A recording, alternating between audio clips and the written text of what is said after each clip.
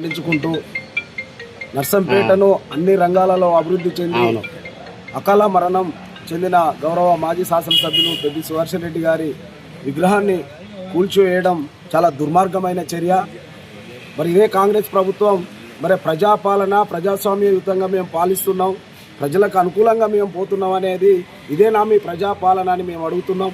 ఈరోజు ప్రజాస్వామ్యబద్ధంగా ఈరోజు జిల్లా ఆసుపత్రి తీసుకొచ్చి మెడికల్ కాలేజ్ తీసుకొచ్చి 20 ఎకరాల భూమి తన సొంత డబ్బులతోటి ల్యాండ్ కొని హాస్పిటల్ కట్టించిన హాస్పిటల్ ముందు విగ్రహం పెడితే, ఒక ప్రైవేటు ల్యాండ్లో విగ్రహం పెడితే కూల్చేయడం చాలా దుర్మార్గమైన చర్య. ఇప్పటికైనా డివిజన్లో ఉన్న బీఆర్ఎస్ నాయకులందరినీ, సర్పంచులు, మండల పార్టీ అధ్యక్షులు, ఎంపీపీలు, జడ్పీటీసీలు, ప్రతి ఒక్క నాయకులు ఎక్కడుంటే అక్కడ ఆ పోలీస్ స్టేషన్ పరిధిలో, నేను నల్లవెల్లి బీఆర్ఎస్ మండల పార్టీ అధ్యక్షుని, నేను ఇక్కడ సుబేదార్ ఎక్సైజ్ కాలనీలో ఉంటే తెల్లారగట్ల 5 గంటలకు నన్ను ఇక్కడ అరెస్ట్ చేయడం జరిగింది. మా సర్పంచులను ఆత్మకూరు పోలీస్ స్టేషన్లో పెట్టడం జరిగింది. ఇంత దుర్మార్గమైన పరిపాలన కొనసాగిస్తున్న కాంగ్రెస్ ప్రభుత్వం, మరి స్థానిక ఎమ్మెల్యే దొంతి మాధవరెడ్డి గారు దీనికి బాధ్యత వహించవలసిందే. ప్రజాక్షేత్రంలో ప్రజలు అన్ని గమనిస్తున్నారు. మరి నర్సంపేటను ఎవరు అభివృద్ధి చేశారు?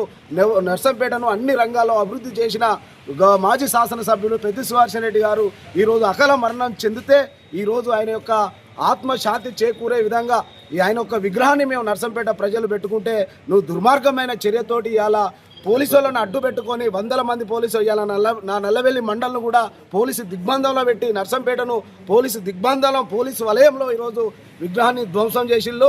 కాంగ్రెస్ నాయకులారా జాగ్రత్త. దొంతి మాధవరెడ్డి గారు, ఇప్పటికైనా నువ్వు బుద్ధి తెచ్చుకో. ఇలాంటి చిల్లర రాజకీయాలు పక్కకు పెట్టి ఒక నర్సంపేటను అన్ని రంగాలలో అభివృద్ధి చేసిన ఒక గొప్ప మహానుభావుడు, ఉద్యమకారుడు, ఉమ్మడి జిల్లాలో తెలంగాణ రాష్ట్ర సాధనలో కీలక పాత్ర పోషించిన పెద్ది సుదర్శన్ రెడ్డి గారి విగ్రహం పెడితే, ఈరోజు నువ్వు దుర్మార్గమైన పోలీసులను అడ్డు పెట్టుకొని మమ్మల్ని అందరినీ అరెస్ట్ చేసి నువ్వు ఈరోజు విగ్రహాన్ని గులగొట్టినవు కావచ్చు, కానీ ఇంతకు 100 రెట్లు ప్రజలు గమనిస్తున్నారు. నర్సంపేట నియోజకవర్గ ప్రజలు ఇప్పటికే గమనిస్తున్నారు. నువ్వు చేసే చిల్లర రాజకీయాలు ఇప్పటికైనా మానుకో అని మేము